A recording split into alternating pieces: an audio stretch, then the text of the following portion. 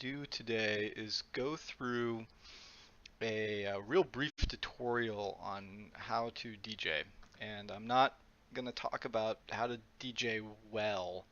I'm going to talk about how to do the easiest possible mix creation and how easy it really can be. My name's DJ Sweet Crispell. Not legally, but it's close enough.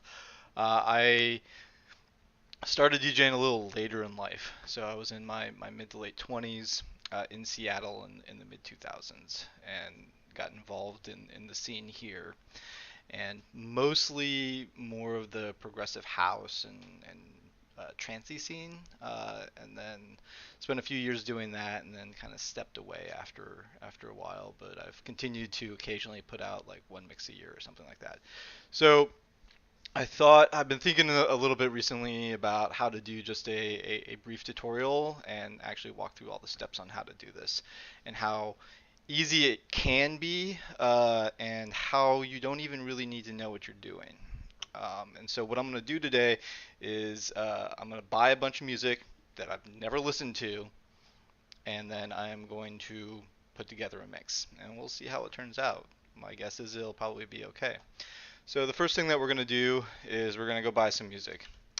So the website that I go to is beatport.com. They've been around for, man, more than 10, probably close to 15 years at this point. And that's where I've bought most of my music. So what we're just going to do is we're going to go to genres up here. We're going to pick a genre.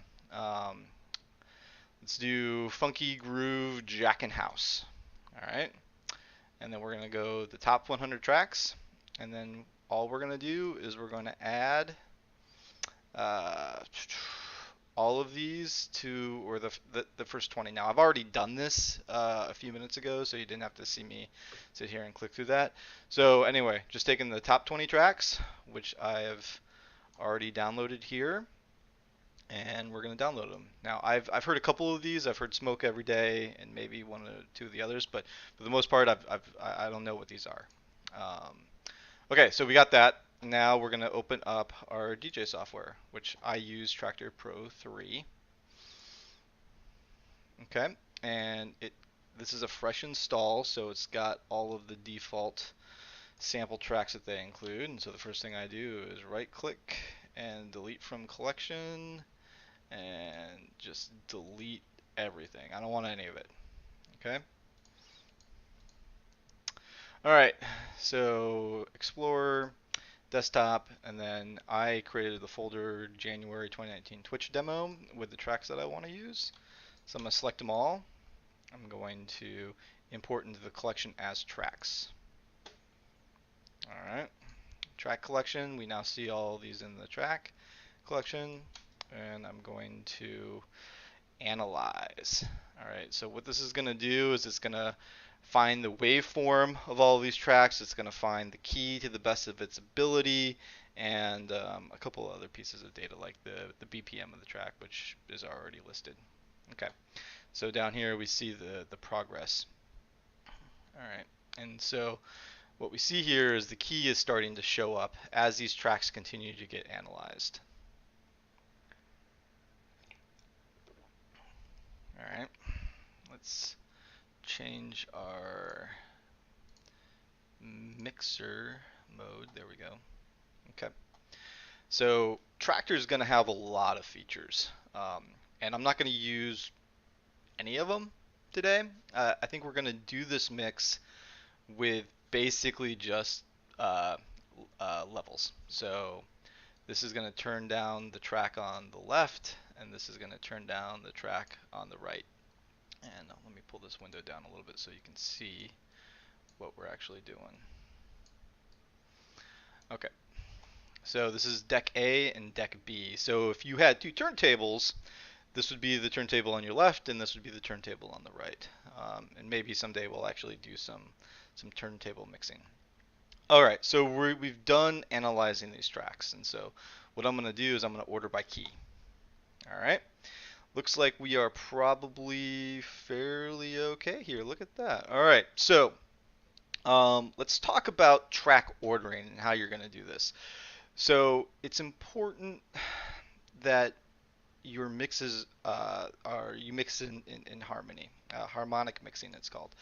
And so the way that we do this is there's a couple of tricks here. So I'm gonna Google tractor key wheel.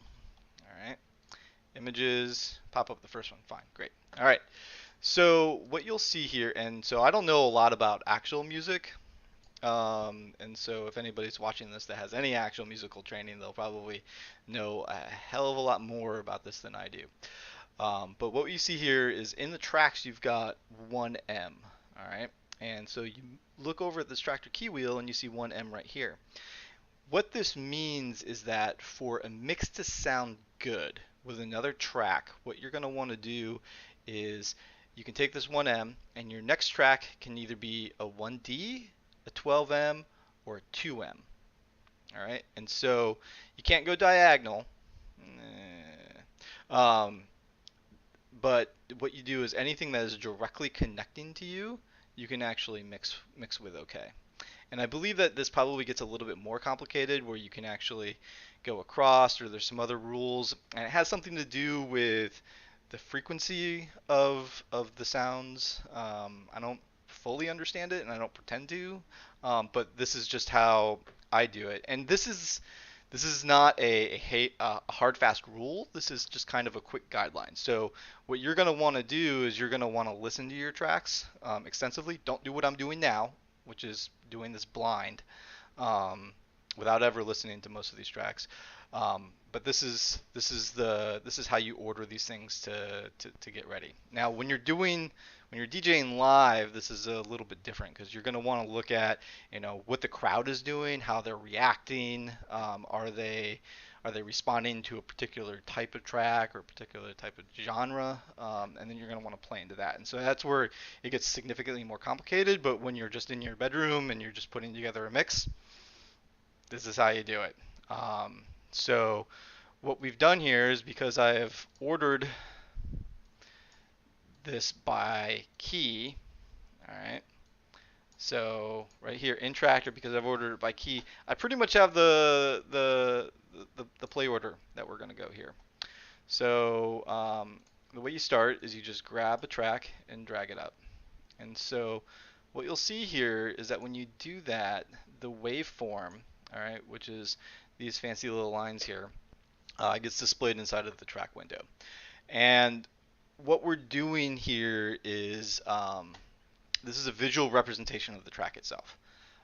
And so you can quickly up in the window in the top window here, you see like the immediate probably maybe 16 beats or 32 beats of waveform, and then down at the bottom here you see the entire track itself. And so at a glance I can see that, all right, so the track starts off, it gets a little bit more noisy, and it drops down into a small breakdown here, all right, and then it pops back into here. And so most of the tracks that you're going to buy off of Beatport, not all, but the vast majority, are specifically designed for DJing. And what that means is that you're going to have an extended intro and an extended outro. And that allows the DJ to overlap tracks during that time period. And so in the extended intro, it's going to be really boring. It's just like doosh, doosh, oosh, oosh, oosh, right? All right, it's good, it's fine, but it's not doing anything, right? So, and then we have a marker here, which is probably at 32 beats, to let the DJ know that something just happened. And that's when you're going to get a movement in the track. So the way this is going to work is that every 32 beats, it's boring, it's doing something, but it's going to make a change in the track at that 32 beat mark. So, and now the track is a little bit more interesting. It's not the full interesting of the track, but it's getting there. It's starting to build up and adding more elements. In the beginning, we're just going to be listening to that oons oons oons, and now we've hit that other 32 beat mark, and now it's going to get more interesting. And then on the screen here, you'll see that we're actually going into this breakdown. And what's going to happen is right here is when it's all going to hit. All right, and boom. And this is now essentially the full track that we're going to be listening to. All right, so the same thing happens at the end of the track. So we're gonna fast forward here to the end, and we're gonna play 6 or 7 beats before this little breakdown, which is going to start bringing the song back down. All right, so this is the full track. And now we've simplified the music. We've removed some elements. And when we're removing those elements, this is when we want to start playing the new track that we're going to add in. And what that's going to do is it's going to add some elements into it. All right, there's that other breakdown. And now it's back to that very simple oons, oons, oons that we're hearing. And then some tracks like this was going to leave me about 8 beats at the end of almost nothing, right? All right, so that's the anatomy of the track, and then you usually have like some big ass breakdown in the middle. Right? So it's all amazing, ethereal.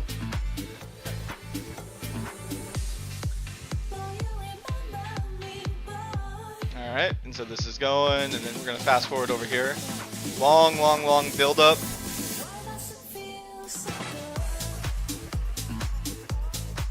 Okay, so let's take our next track and put it over here.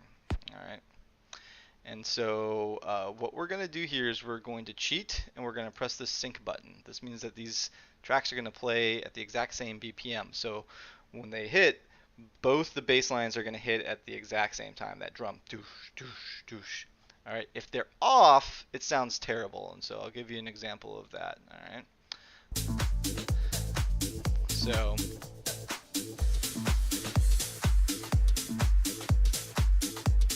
they're going, and then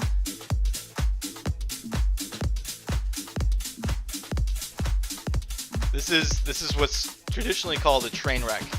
All right, so there's too much, but if I put them back into sync, those beats are hitting at the exact same time. All right.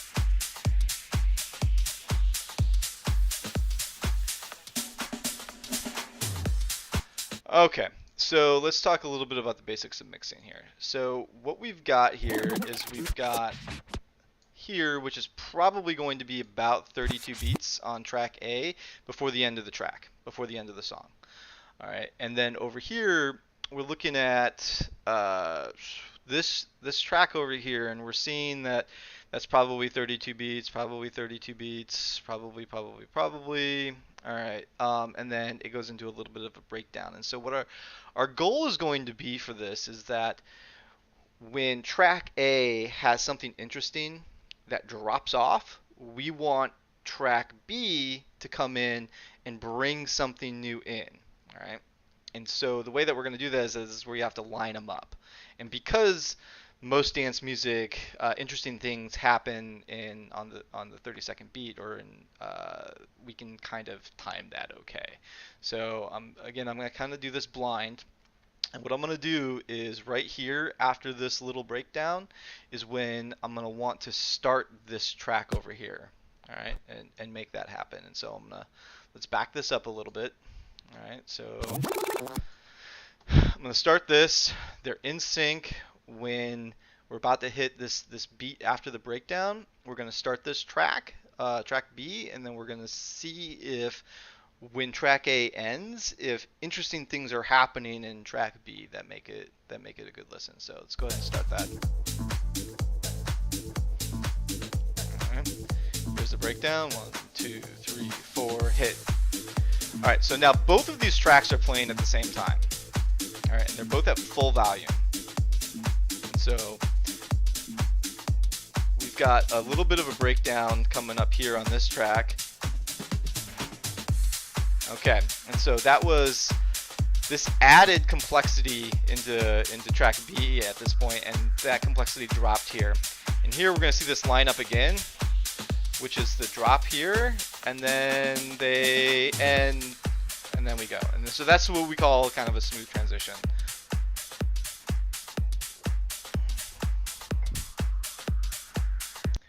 And that's frankly it.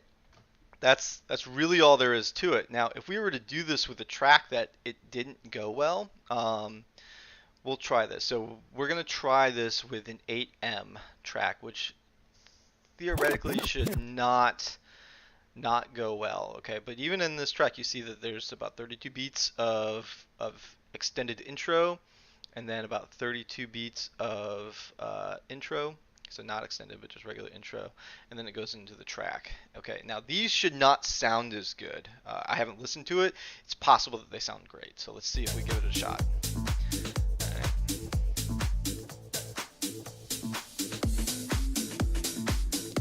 So with this track right away, you can tell that there's a new song playing.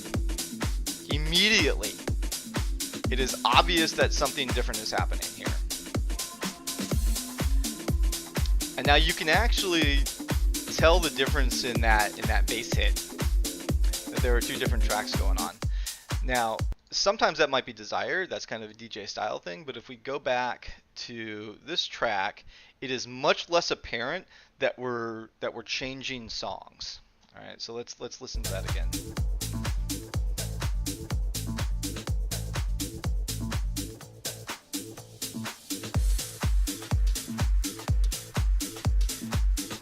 So there are some new elements that are brought into this, but it's arguable that this is actually just part of the original song. Okay. All right, so let's stop both of these. All right. So why does that matter? Part of this is a stylization thing. So it is up to you as the DJ to decide how you want to run this. If you are managing a dance floor, if the people on that dance floor know that there is an obvious change in the song, it triggers in them a decision. Do they want to stay, or do they want to go? Do they want to continue dancing, or do they want to go get a drink, go have a smoke, go to the restroom, whatever it is that they need to, that are the other options out there. So as a DJ, if your goal is to build a badass dance floor and rock it, what you want to do is be able to have that continuity, and your customers, you don't want them to have that choice. All right. I mean, obviously you want them to have a choice to go to the restroom, but you don't want to specifically bring up that choice in their head. Do I continue here, or do I go something else? Go do something else. And the way that you do that is you continue the song. If the song continues to go, or if they believe that it's the same song and there is no natural break in the music, then you're going to keep your crowd longer.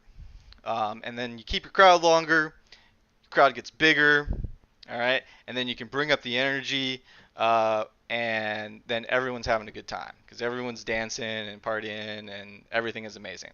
Now, there is only a certain amount of time that you can continue to do that. You do need to be cognizant of the fact that people need breaks, all right, which is part of the reasons why there's breakdowns in songs, especially in dance music. And then you as a DJ, you can decide how long you want that breakdown to last. I'll cover that in a future video, maybe if I ever do this again.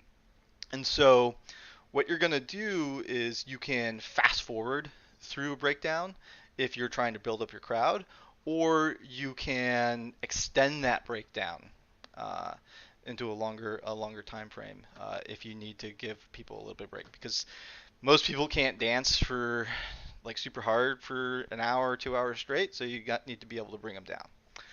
All right, so let's go ahead and start this off. Now, what I got to kind of figure out here is how do we want to start this mix? So we're eventually going to post this on SoundCloud or wherever. And so when people are listening to it, do we just want them to start off listening to the kind of the boring part here? Probably not. All right. And so we got to think, do we bring it in here? Maybe. Okay. So that's probably not a terrible place to bring it in. But what I'm going to do is I'm going to drop the volume, the level on this track. And so with this slider right here in the middle, what happens is that I start off and then you don't hear anything. It's not playing. And then as you bring it up, it's just a way to fade it in. All right. And so let's go ahead and stop the track. And what we are going to do is we are going to try to record this. All right. So not super complicated. All right. We got everything set up. And this is going to be a real simple mix. So let's click record. All right. And now nothing's happening because the slider is down, but I'm bringing it up.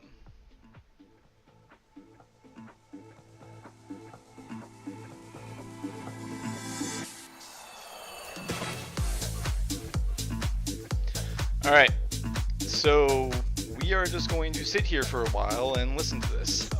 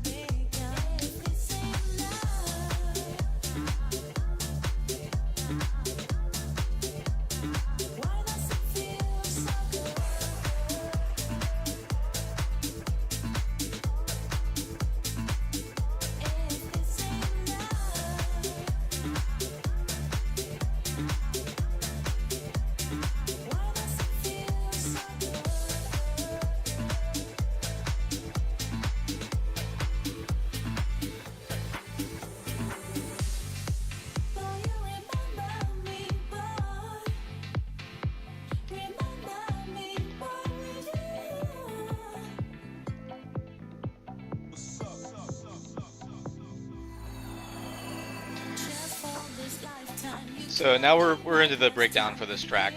So it's just gonna sit there and do its breakdown thing.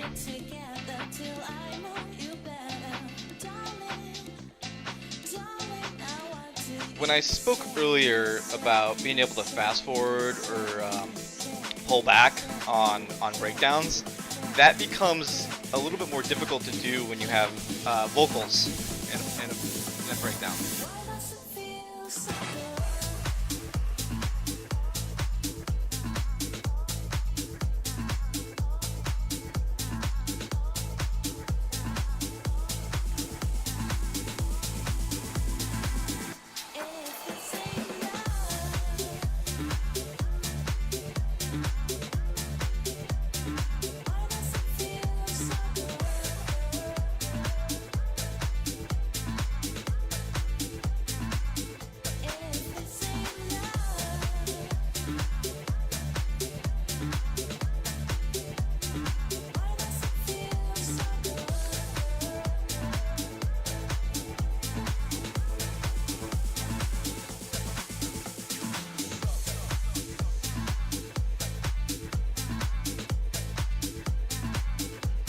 Alright, so the song is kind of ending now, and right around this part where it's kind of a warning to the DJ that we're about to pull back on this track.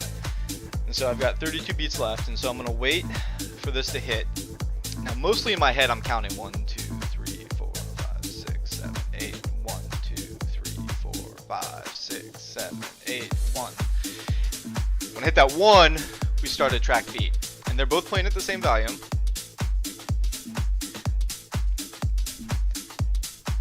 So at this point, I'm expecting the dance floor to just kind of be like grooving a little bit. I'm keeping it kind of low energy. Now, if you really want to keep it going big time, what you do is right when that track A kind of tails off is when you bring in this part, or actually probably the breakdown part here of the next track coming in. And so it's super interesting and super high energy. This is kind of like a mini breakdown that's happening now. Hey, cool.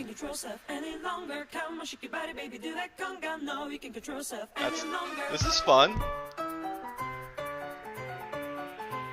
Alright, bringing in the next track. Alright, so this is going to be an interesting one.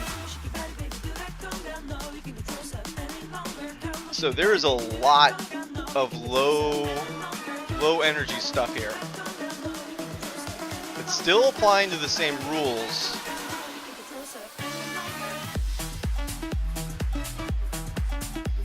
But the bass lines, which is going to be this larger here, is really vacant from this, which could be okay.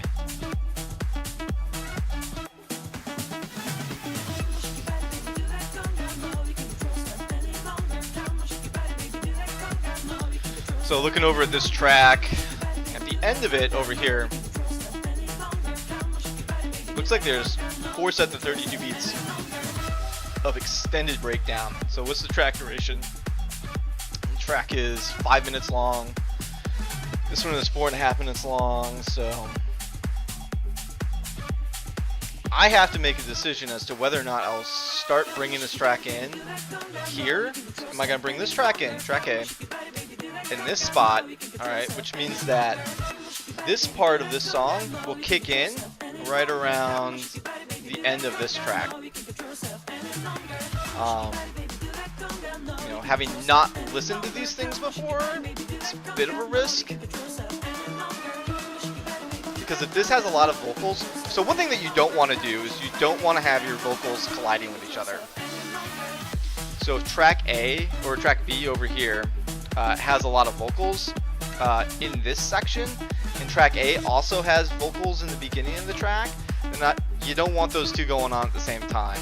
Sometimes it's alright, but for the most part, you want to avoid that.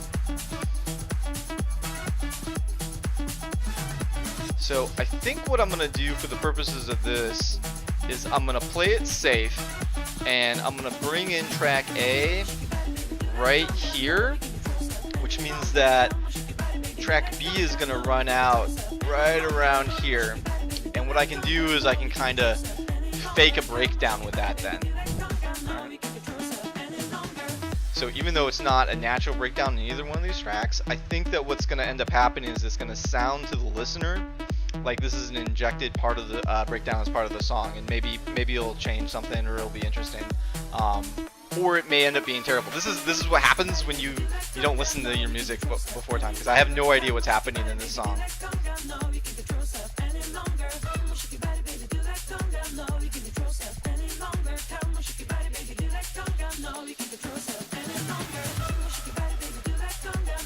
And it'll be interesting to see what happens right in here, whether or not the vocals are still going.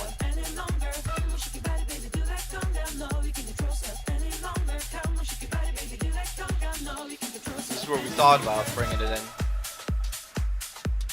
Nope. Yeah, so I think this song probably just has like an excessive amount of outro, because it's not doing anything interesting here. And so it probably would have been a better mix to bring track A in at that initial point. But let's go ahead and stick with our original plan and see how it turns out.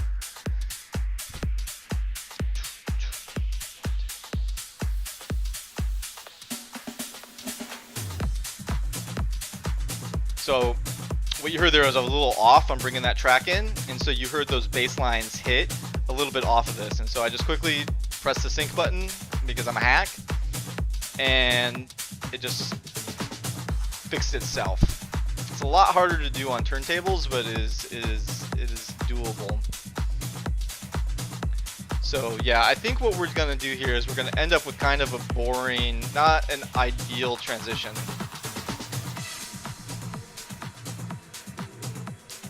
Okay, this actually worked out pretty good. So I was talking about kind of simulating a breakdown, and that's essentially what happened. On this track, you heard some drums. Right at that transition point at 32 beats, as track B was coming out. So it kind of worked.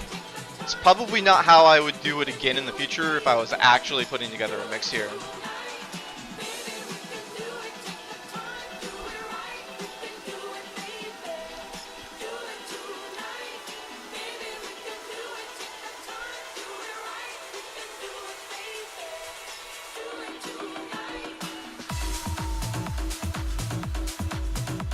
Alright, so we brought in Like an Egyptian.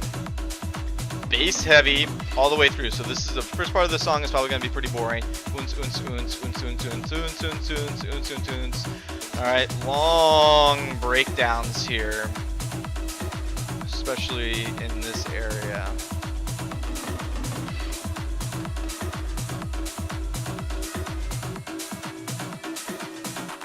So we'll bring it in right as it cuts out here. We'll keep it pretty simple.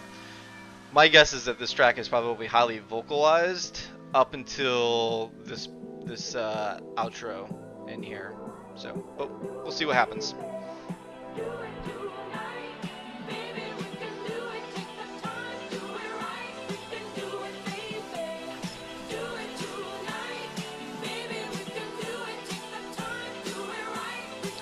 So one of the things I like to do is I don't care about the label, but I do care about the key. So I'm just changing this here instead of showing the label, whatever records, to the key. And that does it on both tracks. And so when you see this is a 2M track and this is a 3M track.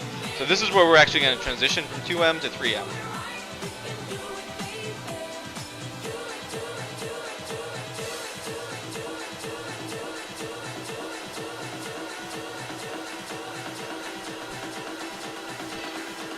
This is one of those where you could actually fast forward this a little bit.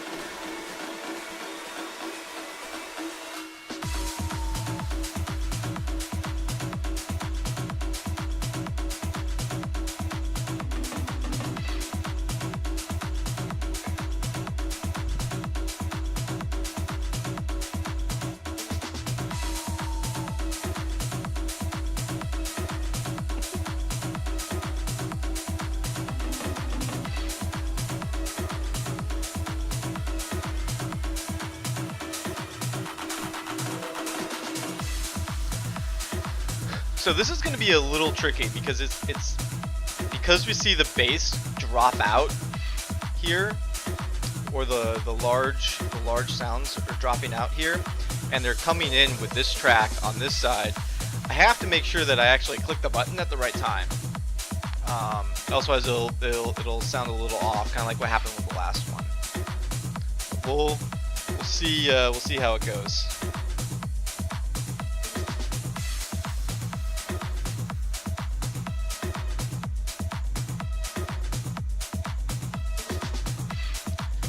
Go. 1, 2, 3, 4, 1.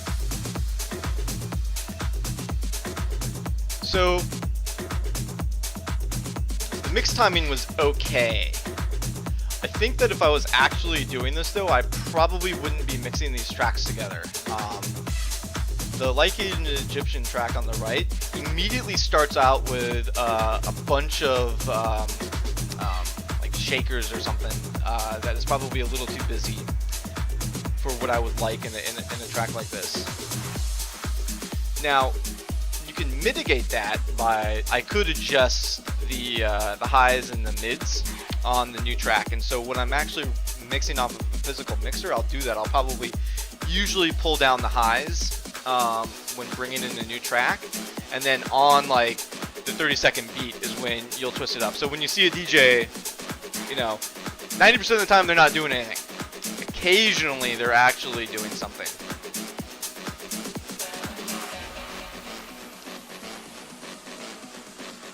Alright, I'm gonna grab some more coffee. I'll be right back.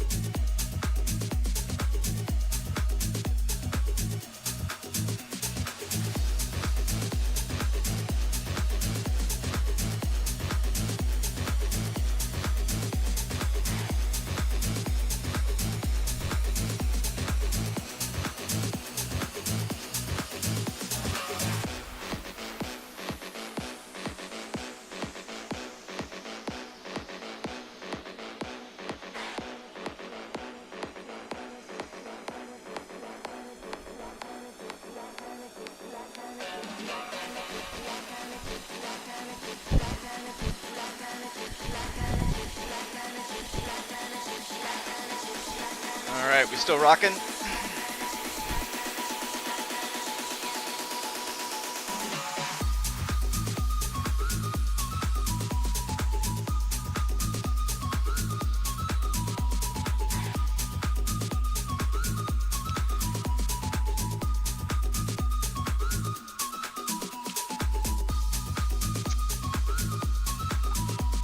This is a pretty good track to listen to. I'm not sure that I would play it live.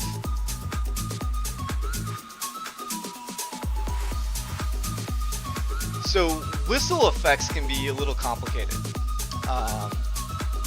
When you're listening on headphones, it's okay. When you are playing this on like a 10,000 watt system, it can be a little bit much. And so if you were going to play this track live, it would probably be part of a jungle set, and then you would want to bring the highs down a little bit. And of course it depends on the sound system that you're playing on. Mostly what I've played on is Mackie self-powered systems, because they're super convenient, and then we could drag them anywhere. So you could drag them out in the middle of the woods, hook them up to a generator, and go. And they tend to run a little hot on the highs. And so in general we always kind of pull those down a little bit. Especially with a track like this, though, I think that it can be offensive to some people's ears. Alright, so after this kind of big breakdown, we're going to bring in this track. Now, this is a little strange. Usually you don't have this large of a breakdown at the end of a track. Usually it's just like one of these super brief things like this, just to indicate that something is about to go happen. Usually after something this large, I would expect something interesting to happen, but we'll see what happens.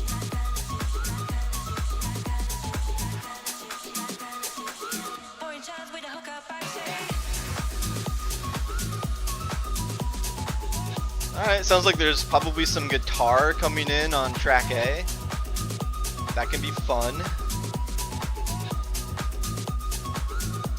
And then, see, this is going to simplify. And this is going to be a little bit more complex on the left here. Those breakdowns should match up pretty well.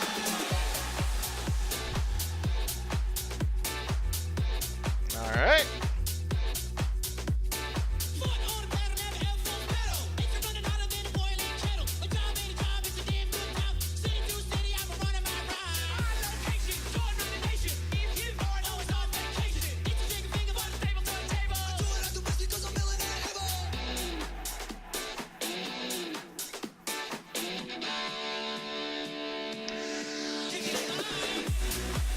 So same thing with the track that I mentioned earlier, or the last track, the Like an Egyptian. So with the whistle effects, same thing applies to guitar. On a dance floor, it is probably not the best idea to play a track with a lot of of guitar. It depends on the crowd. It depends on what genre you're playing. For this track, I don't think I would play this out live. In headphones, it's fine. But again, on a large system, I don't think this would translate very well. And then, of course, it also depends on what time of night. So if I want to clear everybody out of the club or the party, I would play this. Get out. You play this at 2 a.m., everyone's going to leave. Which sometimes is a great thing. You're like, oh man, I'm tired. Speakers are heavy and I got to carry them back to the truck. Everyone time to go home. And that's not to say that this song is bad. It's just, it depends on the time of night. It depends on the energy of your crowd. What is going to be appropriate. And what you're trying to accomplish.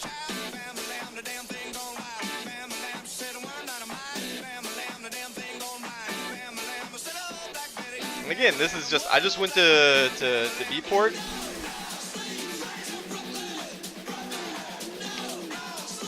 Alright. The genres. Funky groove, JACKIN house. Top 100 tracks. And then I just bought the first 20. First 20 tracks. Done. And that's what we're mixing off of today. Alright. So, looks like we got 64 beats, something happens here, and then breakdown. And it'll probably line up pretty okay right here. There's a little bit of trail off on this song here, which would overlap here, so it's probably fine. It's not a big deal.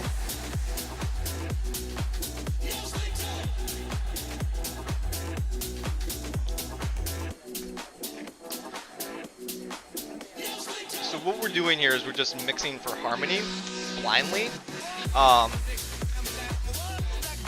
When you're actually putting together a mix, you're going to want to feel the energy of the song. This is a really high energy song, so you're not going to want to pair this with a very low energy song before or after it, unless that's what you're going for. Generally, you kind of want to bring it up slowly and then bring it back down slowly and kind of wave through it. So here we go with a mix. Sit here. 2, 3, 4, 1. Alright, so this sounds like it's actually mixing okay. I didn't really hear a major difference in the mix when the new song came in, which is good.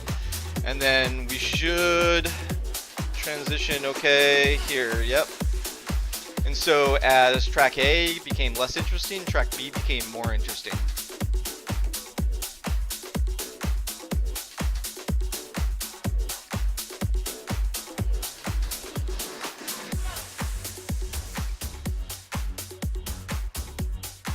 This is okay, like, so when I was talking about the energy levels of the tracks, so the Betty Never Sleeps song was definitely kind of a high energy song. The Spiel Galactic track, oh well, it's particularly convenient that they're both kind of like Beastie Boys. We'll see what happens with the beats to see whether or not it's high or lower mid energy. Yeah, so this is definitely a step down. Usually whenever you bring a guitar, an electric guitar, into a dance track, it's gonna really jack up the energy. This is more of a smooth funk track, which is kind of cool. It's got some 70s funk. Alright, so I'm just moving this to the beginning of the track. So this is interesting, where it's gonna be real quiet in the beginning. Alright. Oh, so this would be real fun, where what we have here is a situation where there's no clear designation on this side of track B on the end of it as to when we should bring in that 30-second, when we should bring in this beat. So this has definitely happened at 30 seconds. So what we could actually do is, because this track is so quiet in the beginning here, we might be able to actually bring it in early. And so instead of doing a 64 beat mix over, we'll end up doing is 96, and we'll see how that goes. Again, that's a little risky at the beginning of this, so deep into this track here on B that there could still be some vocals and some collisions on the highs.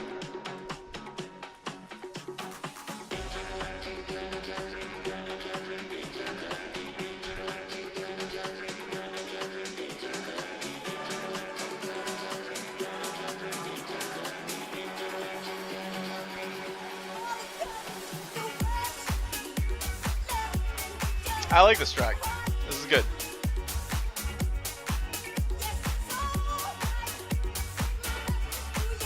Again, I'm not sure I would play it out.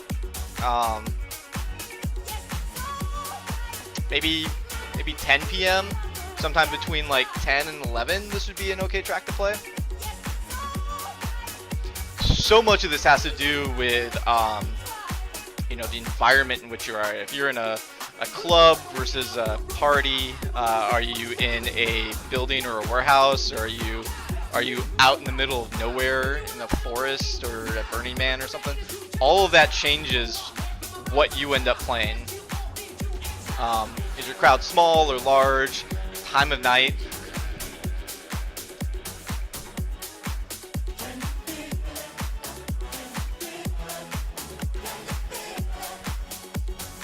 Yeah, the Can You Feel It stuff is kind of like,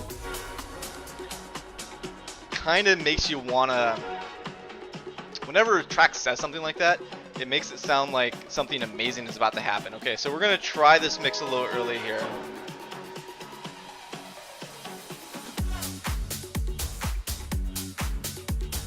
So this is actually okay so far. Okay, and so this is where the bass is gonna come in here, but I don't see any drop off happening on this track. Alright, so the yas are coming in from track A. And I think this is gonna be okay because I think the vocals on track B are probably done. We'll hit this transition here. Yeah, that's alright. That worked out okay. I'm actually pretty happy with that mix. And then we'll drop here and go into a breakdown. Alright, let's see. Hurt Me No More. This has a clear.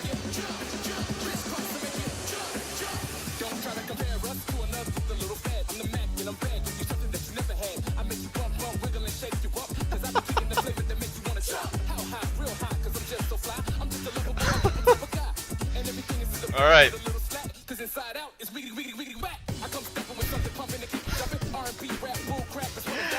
Someone's decided to cover Crisscross.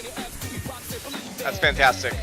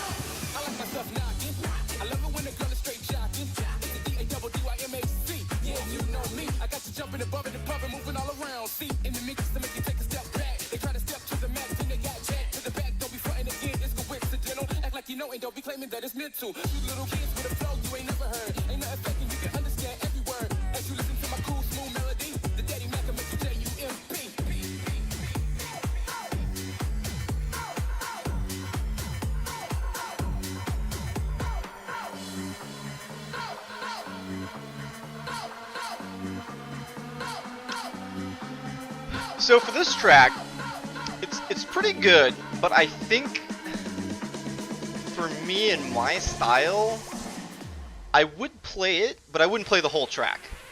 I'd play about half of it.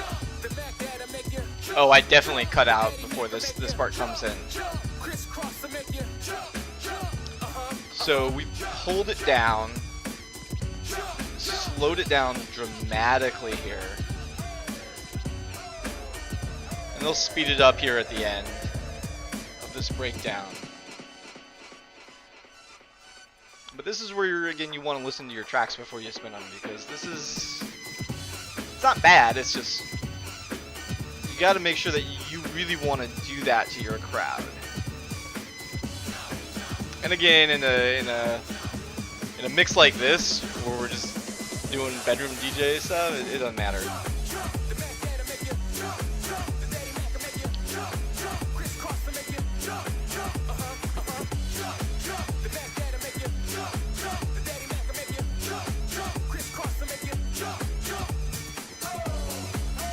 Yeah, it'll be really interesting to see what this next track is and whether or not it pairs at all with this. This is kind of a specialty track. All right, here we go.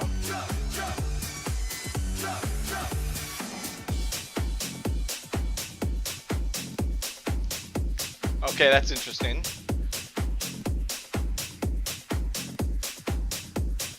Let's see what happens on this next movement.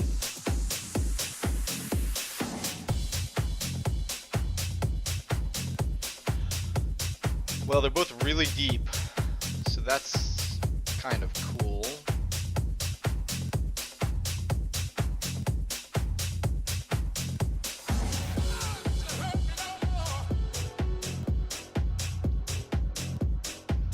Again, okay headphones. Probably wouldn't play it live. Alright, so we now have a situation where we're at 4M here on this track, Hurt Me No More. The next track in the list is Para Mi, which is 6M. And that obviously is breaking the rule, right? So you can't go from 4M to 6M. We'll see how it goes. It might be okay. If I was trying to put together a really tight mix, obviously I would be listening to these tracks before I play them. But the other side of it would be like, try out the mix. Sometimes it works. So sometimes a double jump is something that you want to do when you want to make it clear to the crowd that you're moving into a different phase. So I've been playing straight, you know, like funky house for an hour. Okay. And everything's been really smooth. And the crowd's gotten to a fairly decent size. And now I kind of want to bring up the energy. And so what you can do with that is you can actually break the rule of mixing in harmony. Maybe a little bit. You don't want it to be completely terrible, but you're sending the message to the crowd that that phase of the show is done, and we're starting a new phase, which maybe you're moving into more of a harder house or deep house mix or something. I don't know. All right, so let's see how this turns out. All right, very clear mix, very clear outro here. Now, my concern with the Hurt Me No More song is that you see, like, from starting right around here, this gets really boring, probably. Not a lot happening, which is okay. And it depends on what you're trying to accomplish.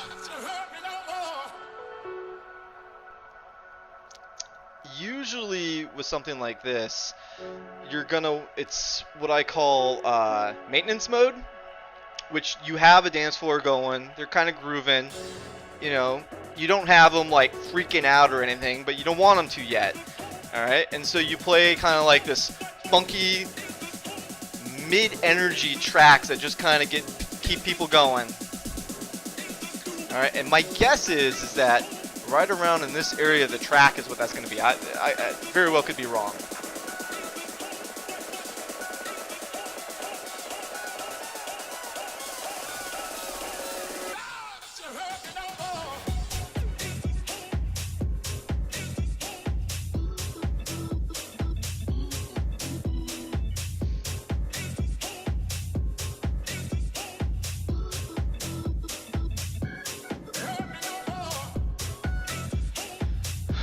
Well, I forgot to put on key lock, so which is probably okay because all these songs are in the same BPM.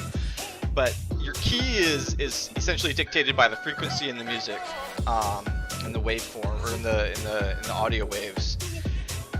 As you speed up a song, the waves get tighter and higher frequency. All right, which changes the key. As you slow down a song, those waves get longer, and then it also changes the key.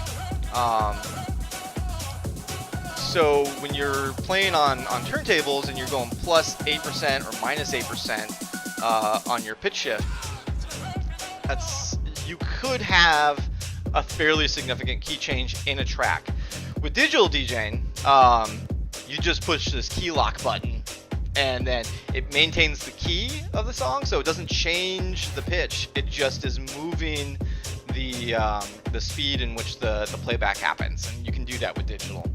All right, so we got something coming up here. Yeah, so this is that maintenance kind of groove stuff. Okay, so this is that key jump. This was terrible. I hate this mix. All right, so you immediately could tell that something was happening with that change. We're gonna have another one coming up here between Shake Your Body and I Wanna Give You. This is another significant key jump. So now there are things that we could do to mitigate that. So if you're stuck in that position, what you could actually do is more of a hard cut. All right, so instead of blending these songs together, what you would do is right when this track hits the breakdown, you start this track at the beginning of the breakdown, and then you switch them. All right, sometimes that works, sometimes it doesn't. You got to really figure out what you're doing. All right, but now we're sticking in the 6M territory. Whoa, okay. We got a whole bunch of shit happening here. All right, this is actually fairly convenient. So this is a long intro, and so what I think we're gonna do is we're gonna start it here. All right, so again, there, when this song ends, we're pretty much should be hitting okay here. Let me see here.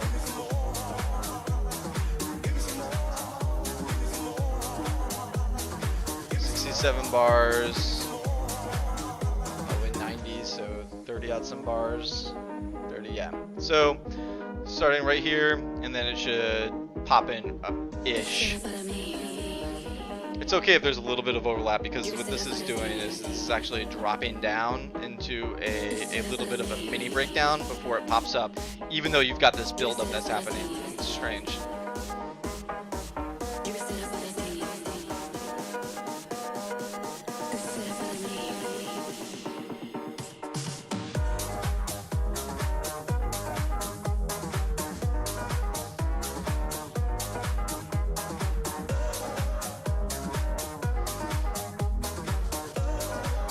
Other than that transition being kind of terrible, I don't mind the song. It's okay.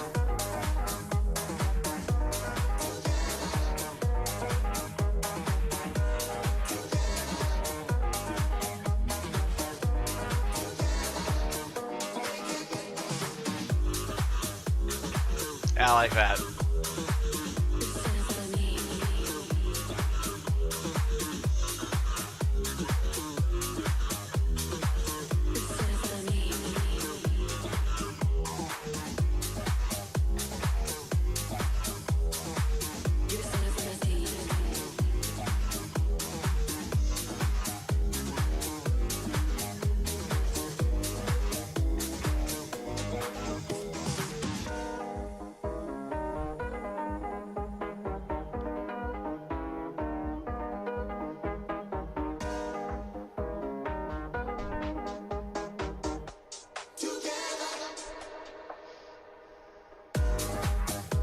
Okay, so we're going to bring this in right around there. Now again, because this is so light here, it's resets a bunch of high notes.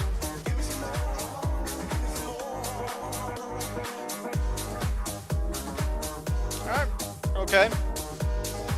And we'll see this probably change right here and right here, which will be lined up. So this is going to get a little boring here, and we'll bring in something a little bit more over on this side. Yeah, this is definitely a smoother mix than the last one, and that really is that key change.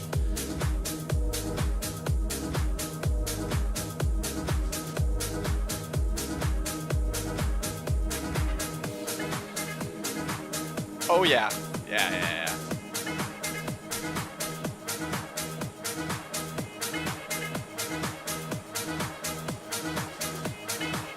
And so this is where we are off by a few here.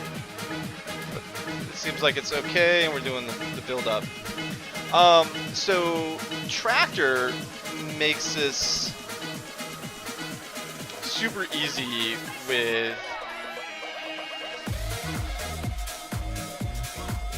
their 1M and their 1 through 12 M and D numbering system. For those of you that actually know music, this is your regular harmonic wheel. I can't tell you what a B minor is and a D major or any of that, and so it's a little bit harder to follow. It's essentially the same, but it depends on where you're getting. That's why I just kind of let Tractor do the analysis and figure it out. So they've made it's definitely different.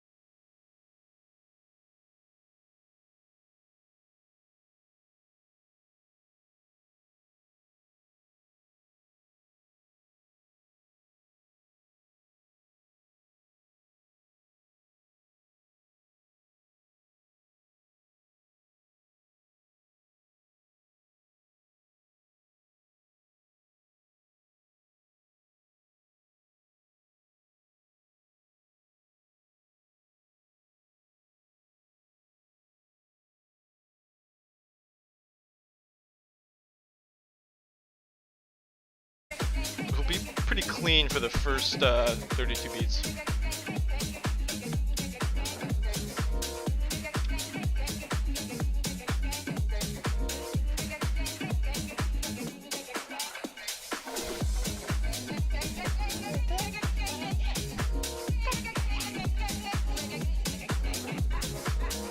Alright. Count to 8, click button. 1, 2, 3, 4, 5, 6, 7, 8, click. That's it. Count to 8, click a button.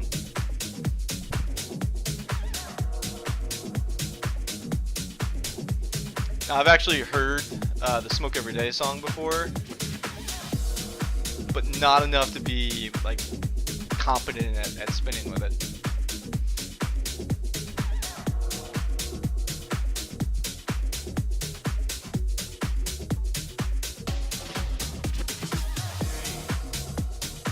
Yeah, so track B brings in something interesting right at the time that track A kind of brings it down a little bit.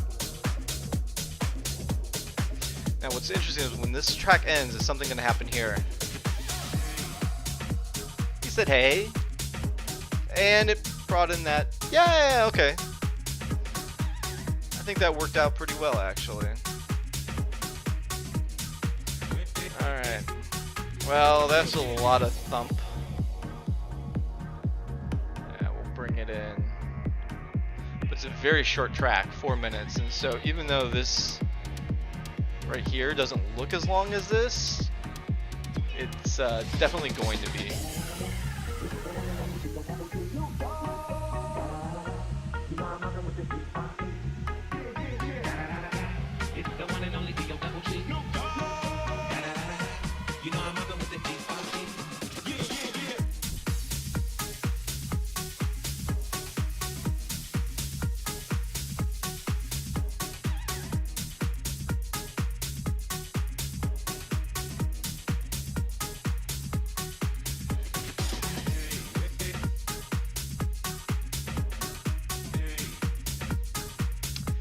Yeah, I like this song.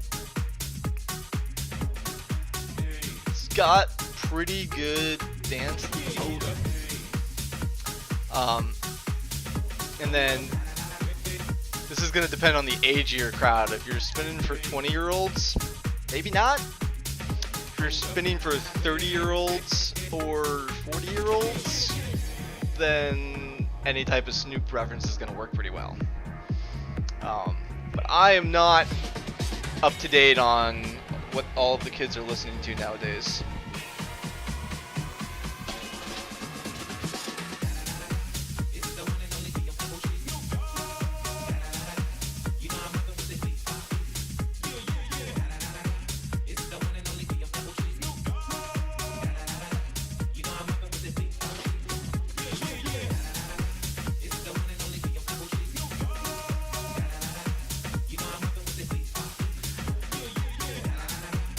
Again, this is a really long track, so we're almost 7 minutes on this. That used to be kind of the standard, you know, back 12, 15 years ago, when I was spinning trance and progressive house. Everything was like 6 to 8 minutes long, because that's just how those songs were constructed. Funky house stuff, I mean, it's very possible that the trance stuff is still that length, but the funky house that we're playing here usually is closer to between 5 and 6. So knowing that, you know, your listener is going to start having expectations. So as they're halfway through your mix, they're kind of going to get the idea of like how long a track plays, and they start predicting when it is going to change to a different song or something new and interesting is going to happen. So if you've got a whole bunch of like 3-minute, 4-minute tracks that you're trying to chain together, and then you put in an 8-minute track or a 7-minute track, that's going to kind of throw off the groove of your mix, like from a high level. Again, not necessarily a problem, but you know, it's something that you want to consider and decide whether or not you want to do that intentionally or not. So what did we say, like right around here-ish? Yeah, so we got another minute or two, minute and a half.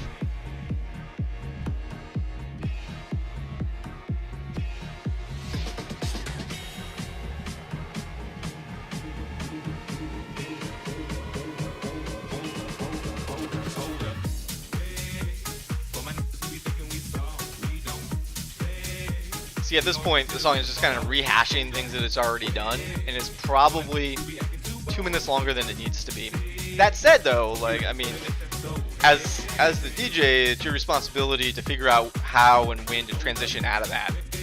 So there's nothing stopping us from pulling out in the middle of this track. It's just a little bit more of a complex mix, which we're not doing today. We're just clicking the play button. Counting to 8 and clicking the play button. That's it.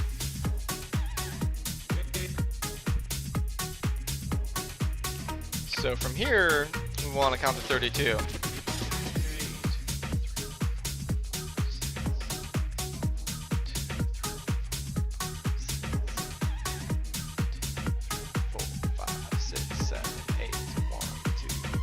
4, 5, 6, 7, 8, click.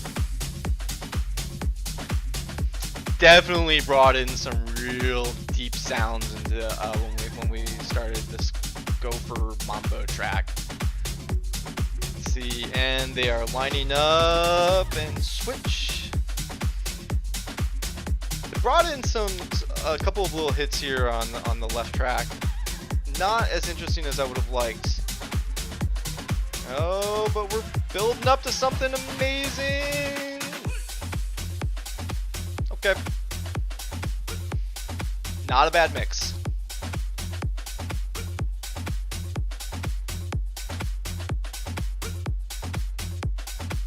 Alright, let's see what we got in this track. Alright. Extended intro, beats. 5 minutes, 4 minutes, so I think we're gonna bring it in right here. That should work alright. Let's see if this song does something fun. Okay. It's a mambo.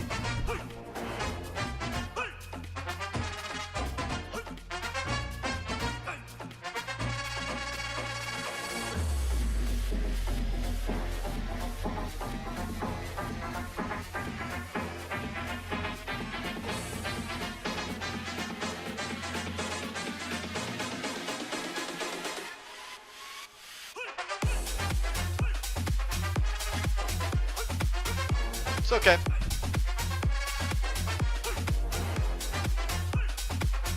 I don't think that I would choose this song. I don't think I would purchase it unless I was just doing something cheeky like find the top 20 tracks of the genre, which is what we did today.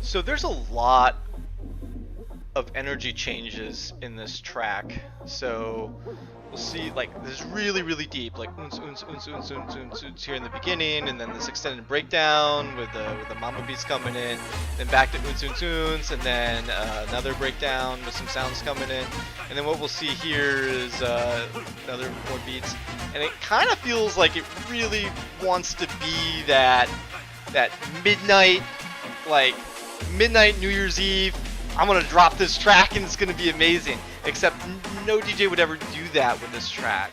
But that's kind of the feeling that I think that the song is going for.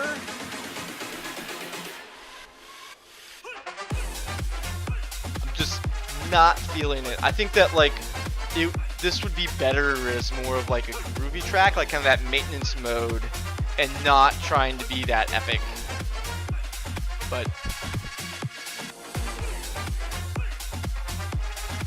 so we're gonna bring in this track right here, and then what the hell do I know? I'm just clicking one button.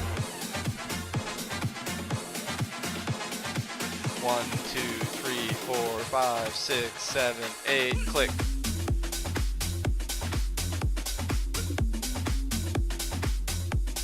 Kind of like a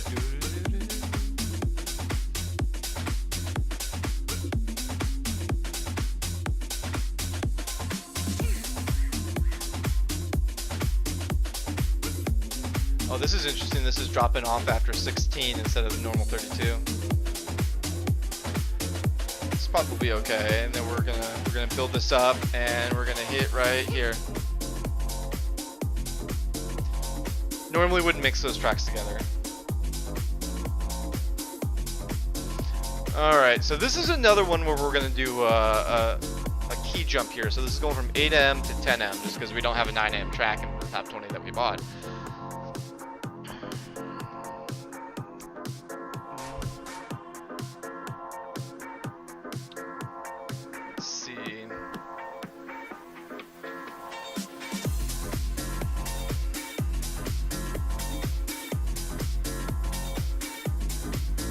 Good maintenance track. It'll need to be a little bit more interesting than just this. Yeah, okay. Yeah, this is good.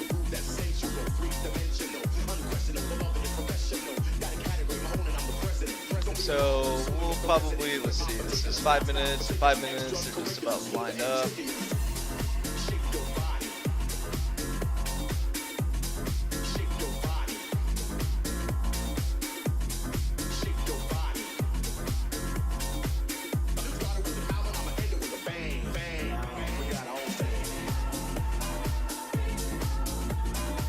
So we know these songs aren't going to work well together. I mean, they might.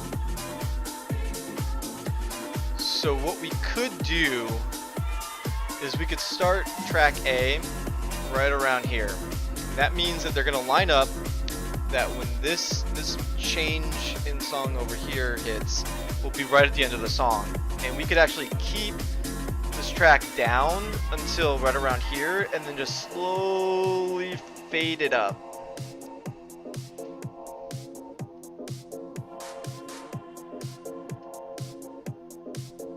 Yeah, let's do that just for fun. So we're gonna do a complex mix. We're gonna count to 8, click a button, and then we're gonna slide something, and we'll see how that turns out.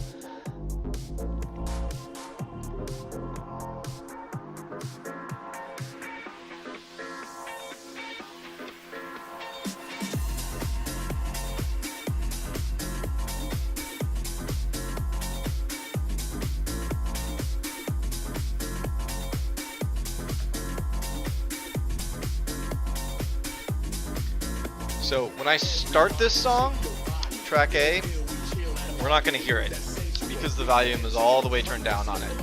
So we just got to kind of hope that it actually is starting right. And when we're doing this for real, we're actually going to put,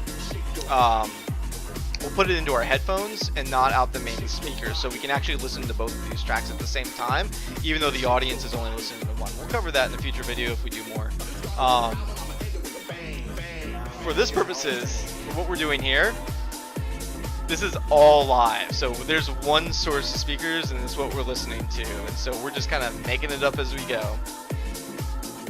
So if you ever, DJ ever like loses their headphones or something and says they can't spin, they're lying. It's just a lot harder to not screw it up. All right. 1, 2, 3, 4, 5, 6, 7, 8, click. Alright. Now I think I was actually a little early on that, but because we have the sync button turned on, Tractor just kind of like, yeah, I knew what you meant, and it figures out where to go.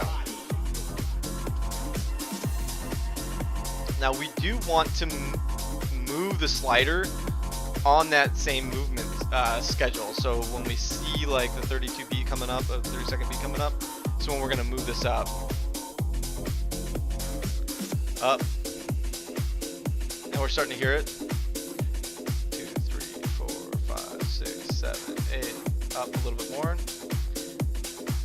and then we're gonna bring this all the way up.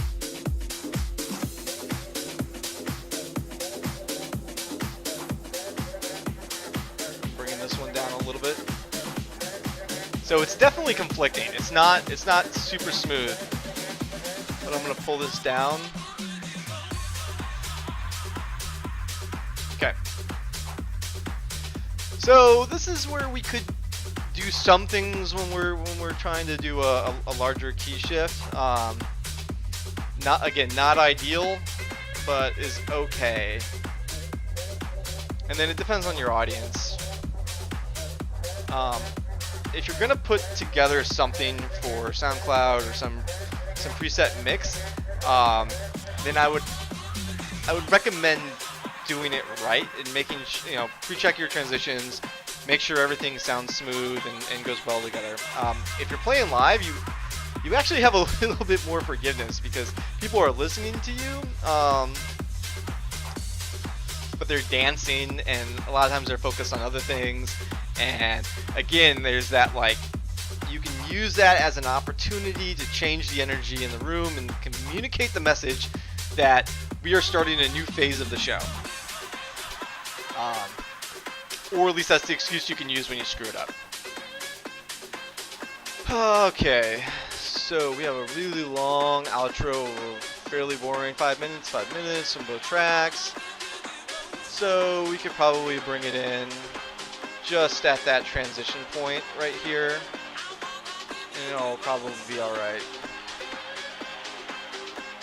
Yeah, let's just go ahead and keep it simple.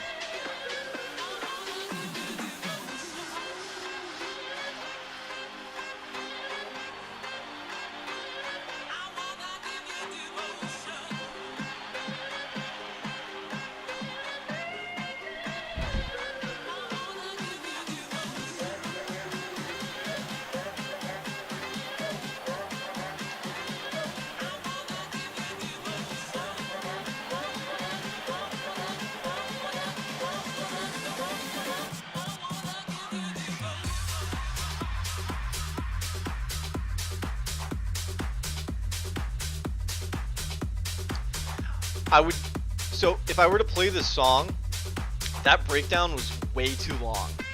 For like the cool funk beat that you have here, which is good dancing, unless you've had your crowd dancing constantly for like the last 15 minutes, that breakdown is way too long. So we would skip over parts of that. And so a lot of DJ software and some like CDJs will have what's called beat jump. And so you can actually set it to like 8 beats. Hit the beat jump button and the song immediately goes 8 beats forward. And when you're in a breakdown like that, the audience cannot tell that you just did that, unless you screw it up. Then they can tell. And then it also keeps your count. So like if I do a beat jump, and everything, if I'm playing tracks where everything's happening in 32 beat increments, then I want to make sure that I beat jump 4 times on 8 beats. That way I keep that. Again, you're building expectations for the crowd. They have an idea of when things are going to change and when things are going to happen, even if they don't know that they do. They do. That's how people can predict when to jump and when to dance and do different moves. So keeping that prediction consistent for them is important. All right, let's see what we got here. 1, 2, 3, 4, 6, 7, 8.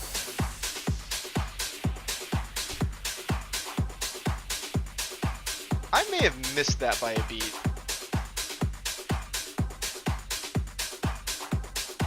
And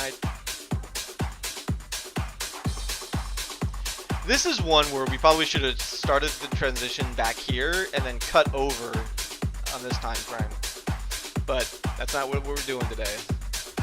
We're counting to 8 and clicking a button. That was alright. I don't think I like this song. That might change.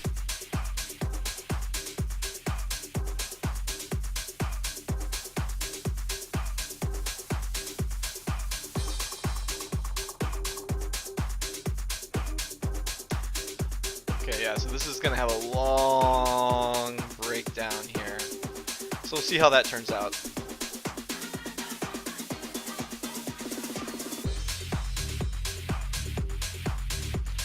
This is actually okay, and it goes pretty okay with that previous song too, which is kind of like this like funky dance groove.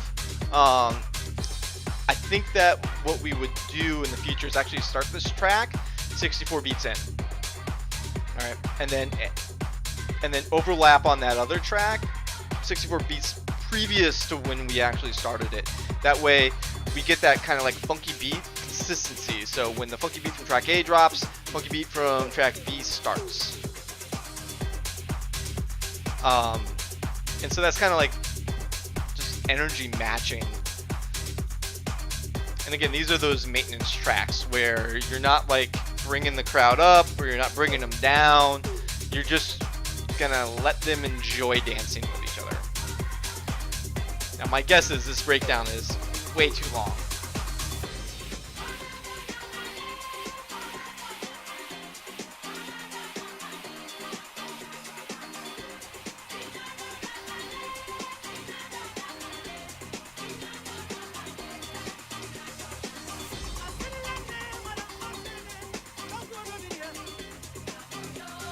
It's pretty long,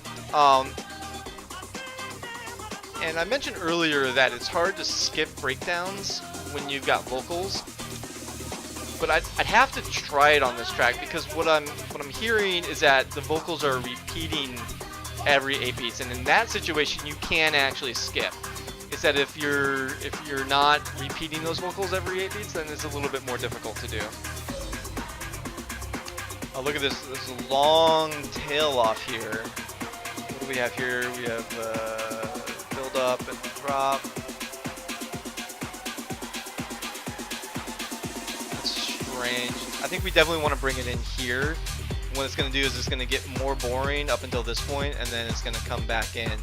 What we could probably do if we were professionals is bring it in right around here, but that's a lot of counting, so we're not going to do that.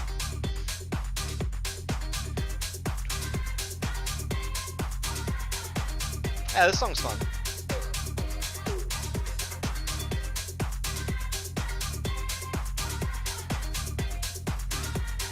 I think we're gonna have to start counting here and count out like 32 or 64.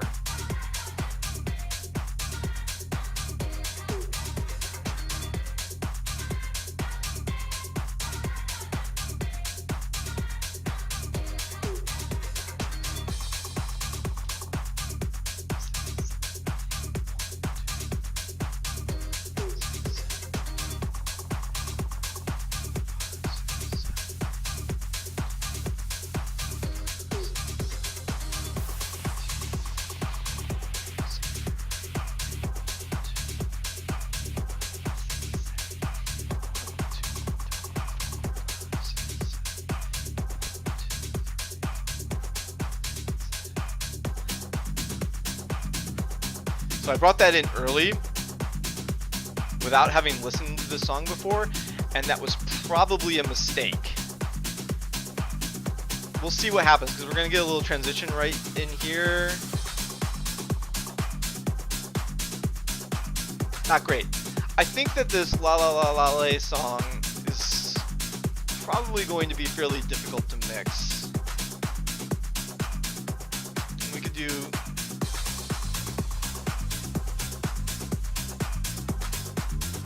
or certainly not with the track that we're mixing it with, which is Worth It. This also, Worth It started off with an immediate bass line, like a melody bass line, which is interesting.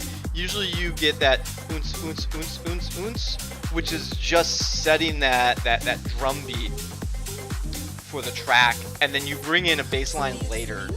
So I may actually be blaming that on Worth It. Okay, this is another really long fade here, 4 minutes. So we're gonna have to start this track like way back here if we want to hit that transition. And so what we may want to do, yeah, this cuts out really early. Might have to start it here. But again, once we're getting this deep back into the track, you're possibly getting vocals or a lot of highs or melodies, and not just beats. I do really like this song though. I would probably make an effort to make this work in a mix.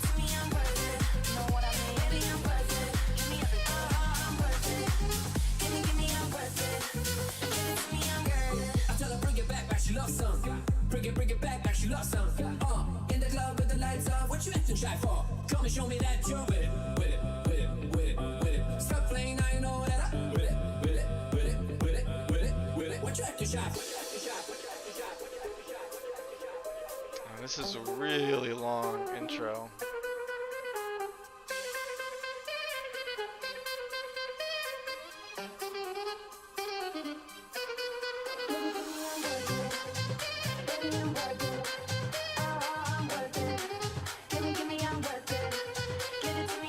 What we're probably going to do is we're probably going to drop, we're going to start back here.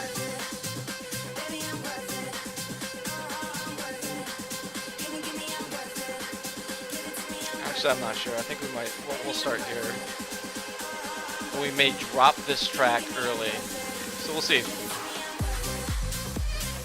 5, 6, 7, 8, 1, 2, 3, 4, 5, 6, 7, 8, 1, 2, 3, 4, 5, 6, 7, 8, 1, 2, 3, 4, 5, 6, 7, 8, 32. Alright, everything happens in 32s.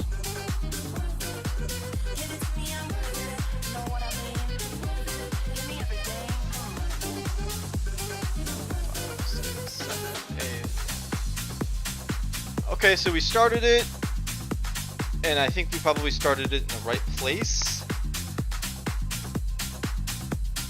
Maybe. I'm a little worried about this song running out. So when that happens and you make those mistakes, and when we're doing this for real, you can use that beat jump feature that I was talking about and actually jump back. So this is a situation where I would probably jump track A back 8 beats until track B catches up and starts doing something interesting. That way you can maintain that baseline. When you see it drop off, you can just continue to loop it until you're ready to bring in that next track, or when that next track is ready to start playing. I think it's probably okay mix. Because that previous track was kind of high energy, I think that this is probably not a transitional or a good transition. We would want to have less of kind of a breakdown between these two tracks. You can have, probably I would be okay with like a 32 measure, but I think that we ended up with like 64 beats of not much happening.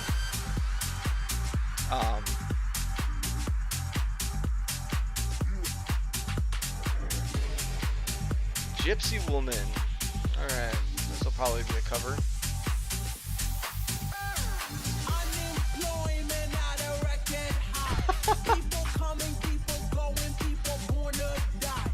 Alright. Okay. I think we're gonna start it right around here. There's not like a really hard beat cut here or drop off, so it's not giving us a lot of information as to when we should start the next track. So we'll see if we can get it right. Way it is.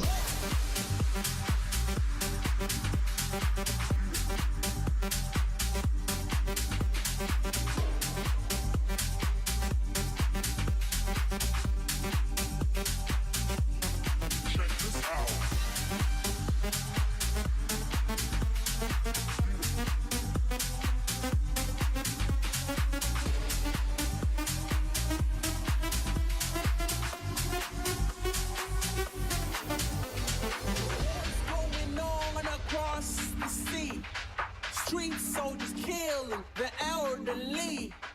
Ever happen to unity? It's like that, and that's the way it is. Going to school, you could have learned a trade, but you laid in bed where the bums have laid. Now all the time you're crying and the pain.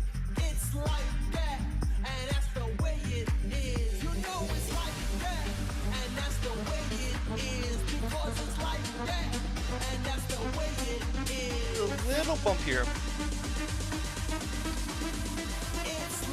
might give us a clue.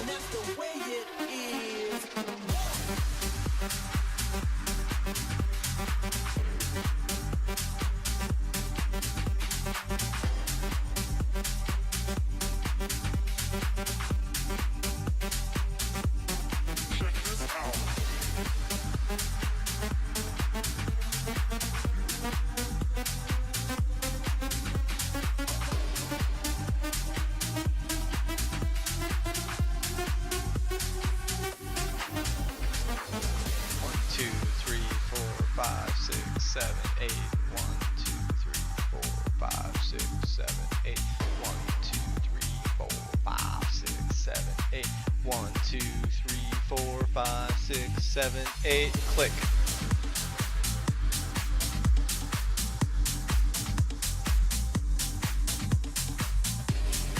This is one I probably should have faded in and right around on this transition, so I should have started this off at 0 level and then brought it up right here.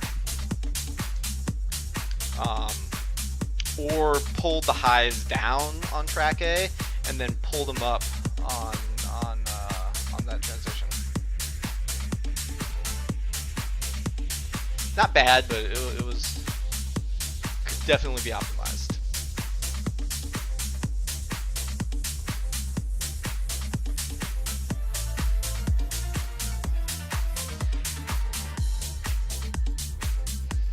Alright, so what we have is our last song of the day.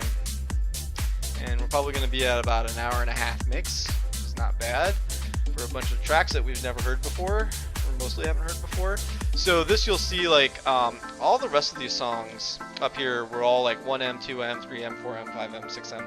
And this is the first track that we're going from a 12M into a D. And it should work fine.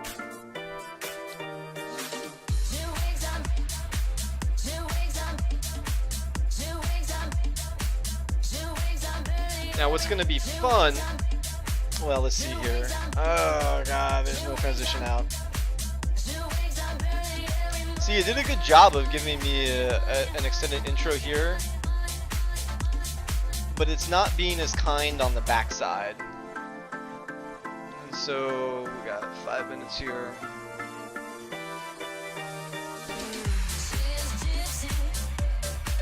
So it's asking us to guess. And the previous transition was right here, so we could actually start right here, or we could count to 64.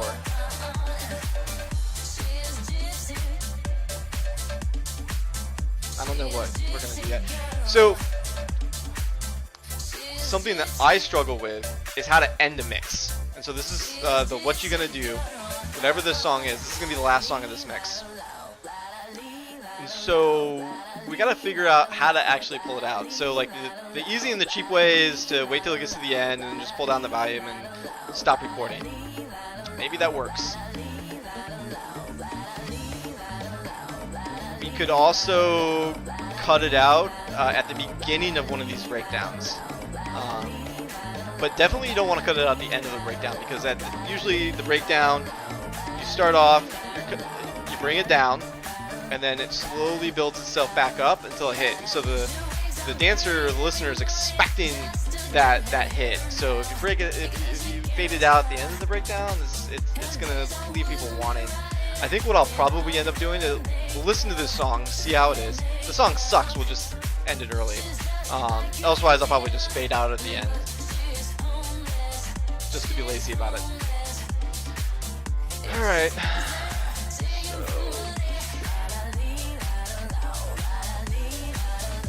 So we're going to start counting here. So if we just start the track, let's do another fade in here. So we'll start it here, and then we'll fade it up to about a quarter volume on the 30-second beat, and then maybe 3/4 volume on the next 32.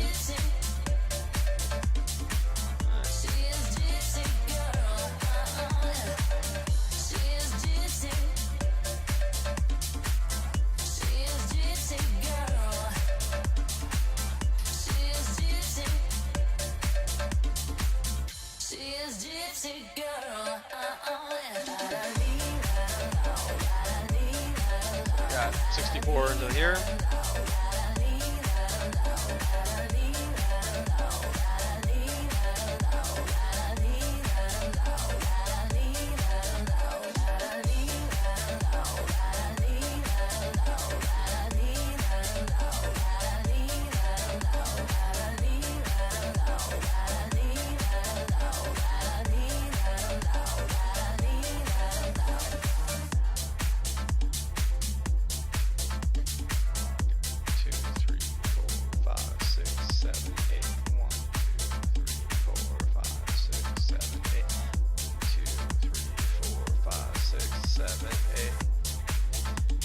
Brought it up about a third. Sounds like it's mixing okay. And right where this comes in.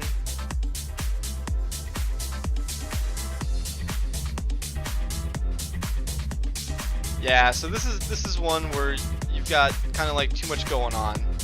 I probably should have waited to mix it until this part right here comes in, because that's probably when this drops. Yeah, that probably would have been better. I would say that these are probably a little hard, and that we would want to mix with the highs, the mids, and the lows to make that work. It's certainly not impossible.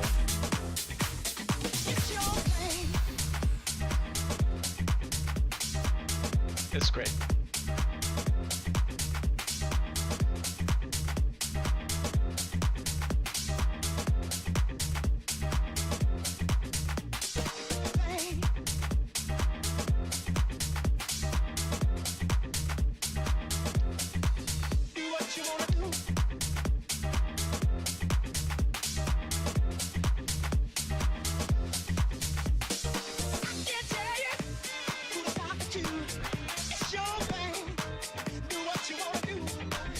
Great song to listen to in a mix.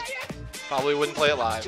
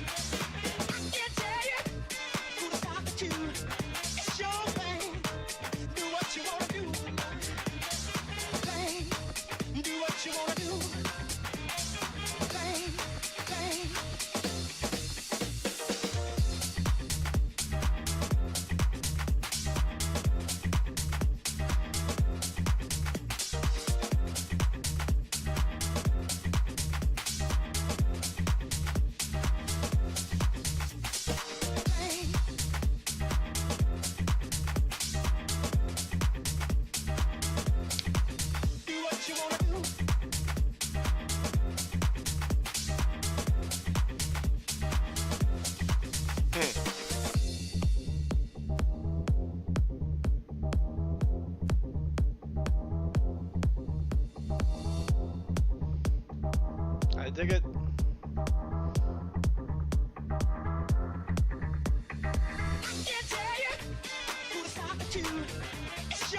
It's a good transition to the breakdown.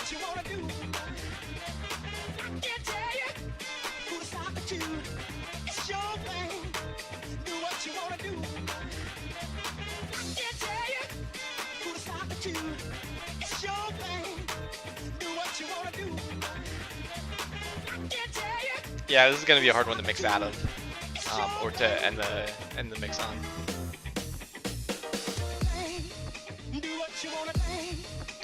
Probably could have done it there.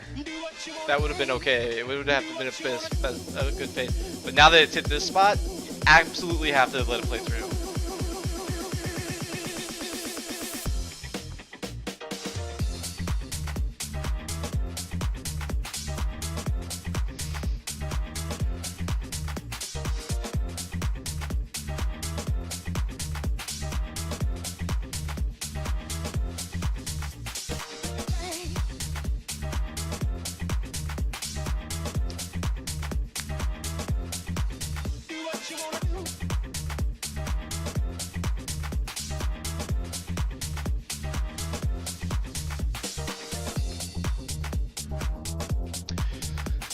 So when we're ending the mix, it's challenging because there's so much at the tail end of a song that's not interesting unless you have another song playing with it, which is how these tracks are designed, right? So they're designed to be chained together essentially forever, right? And so now we're at the part of the song where nothing new is going to happen, the only thing that's going to happen is like elements are going to be taken out, and then they're going to start being taken out right here.